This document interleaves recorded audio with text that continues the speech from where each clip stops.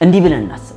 አንድ በጣም ውድ የሆነ ቆንጆ ባለአበባ ሸሚዝ ለአንድ ሰው ገዝታችሁ ስጦታ ሰጣችሁት እንበል። ታዲያ ድንገት ያ ሰው የሰጣችሁትን ስጦታ አውጥቶ ለሌላ ሰው በዋጋ ሲሸጥ ብታዩት ምን ይሰማችኋል? ለዛ ሰው ደግማችሁ ሌላ ስጦታ የምትሰጡት ይመስላችኋል? ቅባት አይሸጥም፣ ቅባት አይገዛም። ዛሬ የምንማረው በቤተ ክርስቲያን ውስጥ በዋጋ እየተተመነ ስለሚሸበቸበው የፈውስ፣ የብልጽግና፣ የአገልግሎት፣ የልዩ ልዩ በቅባት ስም ስለሚነገዱ ነገሮች ነው። ይህንን ቪዲዮ ሳስተላልፍ ብዙዎቻችሁ ልታዝኑብኝ፣ ልትቆጡ ትችላላችሁ። ነገር ግን የእግዚአብሔር ቃል የሚለውን ከእግዚአብሔር ቃል ጋር አመዛዝነን ለፈውስና ለበረከት የሚሆነንን እውነት እንይዛለን። ከኔ ጋር ቆዩ።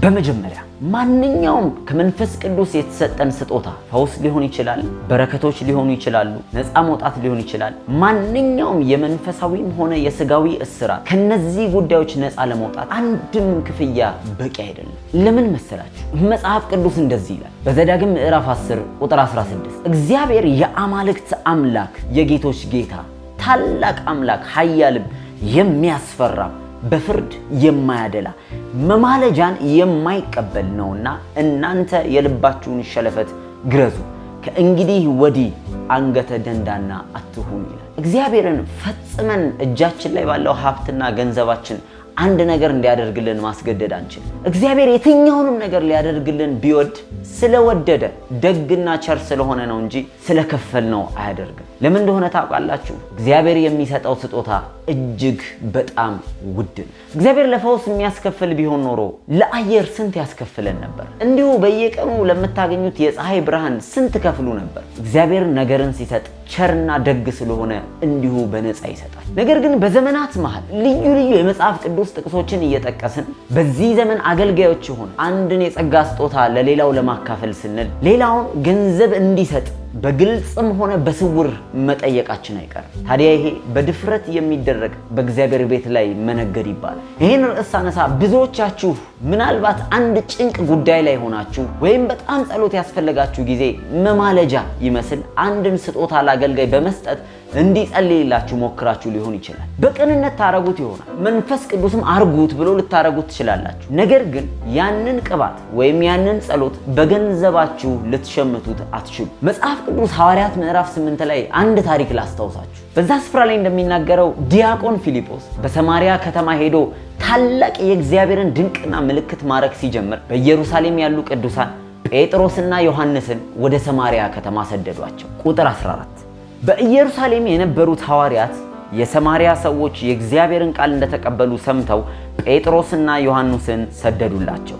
እነርሱም በወረዱ ጊዜ መንፈስ ቅዱስን ይቀበሉ ዘንድ ጸለዩላቸው። በጌታ በኢየሱስ ስም ብቻ ተጠምቀው ነበር እንጂ ከእነርሱ በአንዱ ላይ እንኳን ገና አልወረደም ነበር። በዚያን ጊዜ እጃቸውን ጫኑባቸው፣ መንፈስ ቅዱስንም ተቀበሉ። ሲሞንም በሐዋርያት እጅ መጫን በመንፈስ ቅዱስ እንዲሰጥ ባየ ጊዜ ገንዘብ አመጣላቸውና እጄን የምጭንበት ሁሉ መንፈስ ቅዱስን ይቀበል ዘንድ ለእኔ ደግሞ ይህን ስልጣን ስጡኝ አለ። ጴጥሮስ ግን እንዲህ አለው፣ የእግዚአብሔርን ስጦታ በገንዘብ እንድታገኝ አስበሃልና ብርህ ከአንተ ጋር ይጥፋ አለ። የጴጥሮስ እርግማን ይሄ ነበረ። ብርህም አንተም ጥፉ።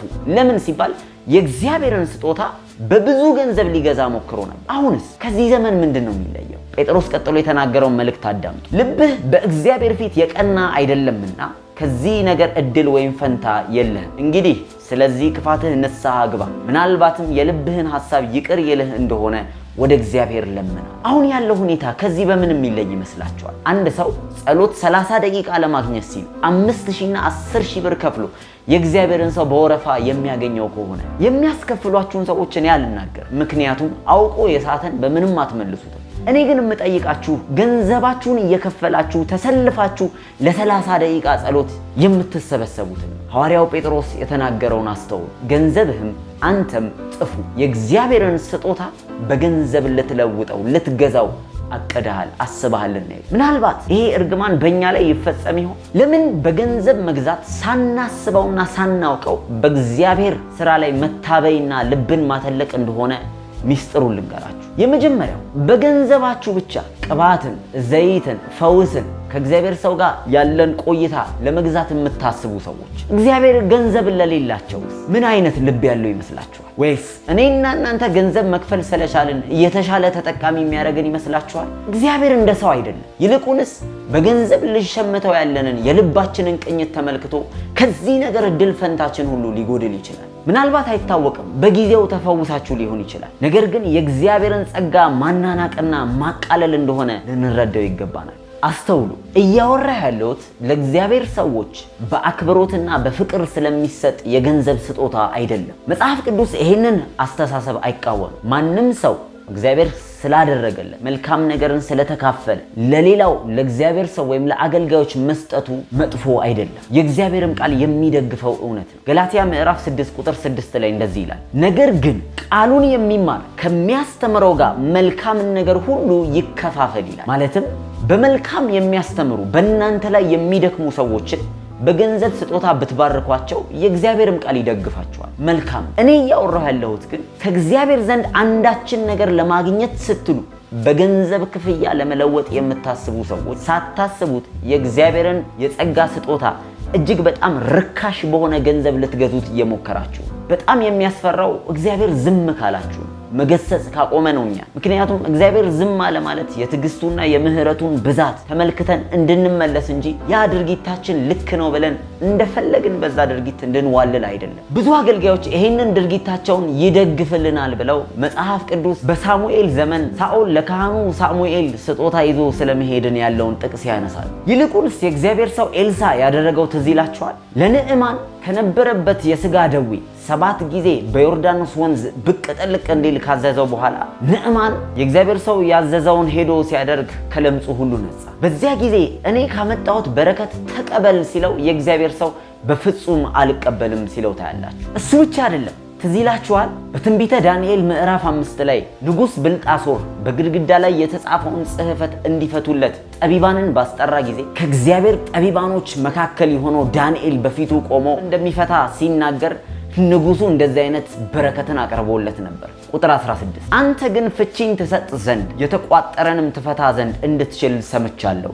አሁንም ጽሕፈቱን ታነብብ ዘንድ ፍቺውንም ታስታውቀኝ ዘንድ ብትችል ሐምራዊ ግንጃ ትለብሳለህ፣ የወርቅም ማርዳ በአንገትህ ዙሪያ ይሆንልሃል፣ አንተም በመንግስት ላይ 3ኛ ገዢ ትሆናለህ አለው። የዚያን ጊዜም ዳንኤል መለሰ በንጉሥ ፊት እንዲህ አለ፣ ስጦታህ ለአንተ ይሁን፣ በረከትም ለሌላ ስጥ። ነገር ግን ጽሕፈቱን ለንጉሱ አነባለሁ፣ ፍቺውንም አስታውቃለዋል። በፍጹም ዳንኤል የመፍታት እንኳን ችሎታ እግዚአብሔር ሰጥቶት ቢሆንም ነገር ግን ስጦታውን ለመቀበል ብሎ ይህንን ነገር እንደማያደርግ ሲናገር ታዩታላችሁ። ይህ ማለት ግን እንደፈለጋችሁ የእግዚአብሔር ሰው አይደለህ እንዴ ጸልይልኝ የተጠራው ለመጸለይ አይደል እንድንልና እንድንተብት ግን አይደለም። ፍጹም አክብሮትና ትህትና ማንም የተቀበለ እግዚአብሔር ሰው ጋር ልናሳይ ይገባናል። ነገር ግን በብሉይ ጊዜ አንድ ሳኦል የሚባል ቢንያማዊ ካደረገው ነገር ይልቅ ጌታ ኢየሱስ ክርስቶስ እጅግ በጣም በቅርባችን በአዲስ ኪዳን ላይ የተናገረውን ነገር እንመልከት። ጌታ ኢየሱስ እንደዚህ አለ። የማቴዎስ ወንጌል ምዕራፍ 10 ቁጥር 8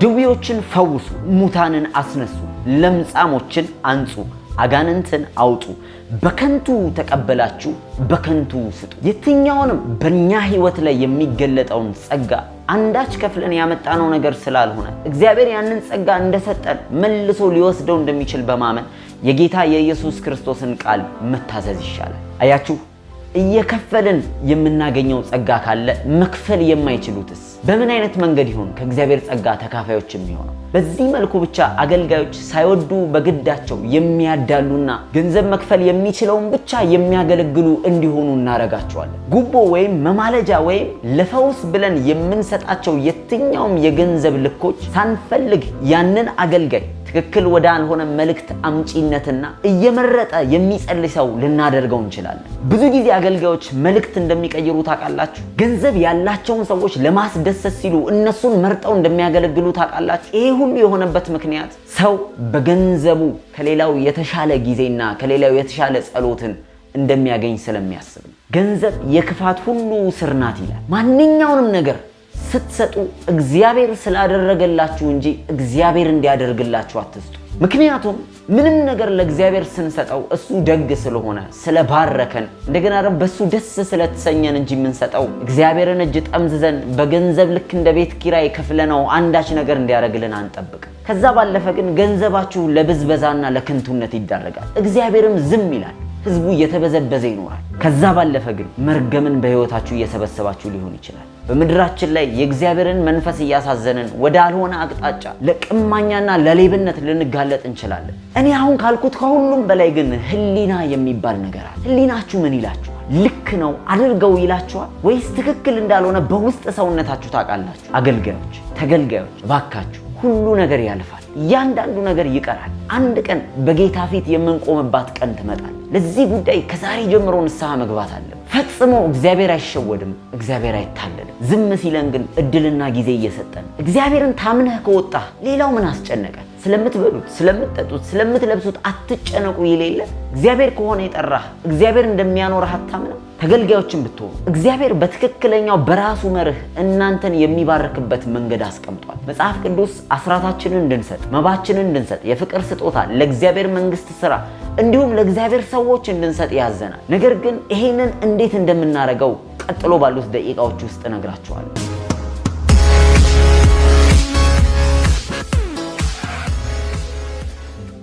የመጀመሪያው እንዴት እንስጥ ታዲያ ለሚለው በሐዘን ወይም በግድ አይደለም። ሁለተኛ ቆሮንቶስ ምዕራፍ 9 ቁጥር 7 ላይ ማንም ሰው ስላስገደዳችሁ ስላስፈራራችሁ አይደለም የምትሰጡት፣ ወይም ደግሞ ያላችሁን ሁሉ እያዘናችሁ በመስጠት አይደለም በአዲስ ኪዳን የምንሰጠው። ሁለተኛው እያንዳንዱ ሰው በልቡ እንዳሰበ ይስጥ። ይሄን ያህል መጠን አምጣ ተብሎ አይደለም ሰው መስጠት ያለበት። ሁለተኛ ቆሮንቶስ ምዕራፍ 9 ቁጥር 7 ይሄን ያህል አምጣ ስለተባልንም አይደለም መስጠት ያለብን፣ ወይም ይሄን ያህል አምጣ ማለትም አንችልም። ሰው በልቡ የሚያሳስበው መንፈስ ቅዱስ ካለ ድረስ በልብህ ያሰብከው እንድትሰጥ የእግዚአብሔር መንፈስ ይመራሃል። ሶስተኛ እግዚአብሔር እንደሰጣችሁ መጠን ስጡ። አንደኛ ቆሮንቶስ ምዕራፍ 16 ቁጥር 1 እግዚአብሔር ካቅማችሁ በላይ ስጡ አይላችሁ። የሰጣችሁን ስለሚያውቅ እግዚአብሔር በሰጣችሁ በባረካችሁ መጠን እንድትሰጡ ይጠብቅባችኋል። አራተኛ በለጋስነት ወይም ንፉግ ሳንሆን እንስጥ ይላል መጽሐፍ ቅዱስ ሁለተኛ ቆሮንቶስ ምዕራፍ 8 ቁጥር 1። አምስተኛ ለታይታ ሳይሆን ለእግዚአብሔር ብለን እንስጥ። እግዚአብሔር የምትሰጡትን እያንዳንዱን ነገር ስለሚመለከት ማንም ሰው እንዲያያችሁ ወይም ይሄን ያህል ሰጠ እንዲባል ብላችሁ አትስጡ። አለበለዚያ የሰጣችሁት ሁሉ ሲባዛ በዜሮ ይሆናል፣ ከንቱ ይሆናል። ማቴዎስ ምዕራፍ 6። ሰባተኛ በስጦታችን በመመካት አንስጥ፣ ወይም ደግሞ አንድ ነገር ከእግዚአብሔር ዘንድ እንድናገኝ ብለን በትዕቢት መንፈስ ወይም አንድን ዕቃ በመግዛት መንፈስ አንስጥ። ሁል ጊዜ ዝቅ ብለን ስለተደረገልን ለምስጋና እግዚአብሔርን ለማክበር እንስጥ። ከዚህ በላይ ብዙ ነገር ማለት ይቻላል። ነገር ግን እኔ ከምናገረው በላይ ህሊናችሁ እንደሚናገር አምናለሁ። የእግዚአብሔር ቃል ግን የሚለው ይሄንን። ስለዚህ የሚቀጥለውን ጊዜ እግዚአብሔርን በመፍራት እግዚአብሔርን በማክበር እንደ ቤተ ክርስቲያን፣ እንደ አገር፣ እንደ ግለሰብ ለመቀጠል አሁን ከኔ ጋር ንስሐ እንግባ። እግዚአብሔር አባት ሆይ በጌታ በኢየሱስ ስም ንስሐ እንገባለን። ሳናውቅ ወይም በድፍረት በገንዘባችን ያንተን ስጦታ ያንተን የጸጋ ስጦታ ፈውስን፣ በረከትን ለመግዛት አስበን እንደሆነ ሳናስበው በልባችን መታለል በዲያብሎስ ትዕቢት ተነፍተን እንዳንወድቅ አባት ሆይ ይቅር በለን። እግዚአብሔር ሆይ በዚህ ጉዳይ ላይ ያለን አገልጋዮች ለራሳችን ጥቅም ፈላልገን ልዩ ልዩ የውሸት መልእክቶችን በማምጣት በማማለጃ መልእክቶቻችንን አገልግሎታችንን የምንቀይረውን ሁሉ ይቅር በለን። እግዚአብሔር ሆይ ለሕዝብህ ማስተዋልን አብዛ። እንወድሃለን። ካንተ ጋር ብንታረቅ ይሻላል። እግዚአብሔር ከኛ ጋር ከሆነ ማን ይቃወመናል? ማንንስ እንፈራለን ይላል መጽሐፍ ቅዱስ። እግዚአብሔር ሆይ ምናልባት በተለያየ ኢኮኖሚ ችግር ላይ ያሉ አገልጋዮች በተለያየ ደግሞ የፈውስ የበረከት ጥማት ውስጥ ባሉ ቅዱሳኖች ውስጥ ሳያስቡት ወደዚህ ነገር ተስበው በስህተት መንገድ ጥልቀት እንዳይሄዱ በአንተም ላይ በድፍረት ነገሮችን እንዳያደርጉ አባት ሆይ ጠብቀን። አይኖቻችንን ሁሉ ወደ አንተና ወደ ጸጋህ ወደ ስራህ እናረግ ዘንድ እርዳን። በኢየሱስ ስም አሜን፣ አሜን፣ አሜን። በጣም ወዳችኋለሁ። ይህንን መልእክት ለብዙ ሰዎች በማስተላለፍ በማጋራት አብራችሁኝ አገልግሉ። መልካም ጊዜ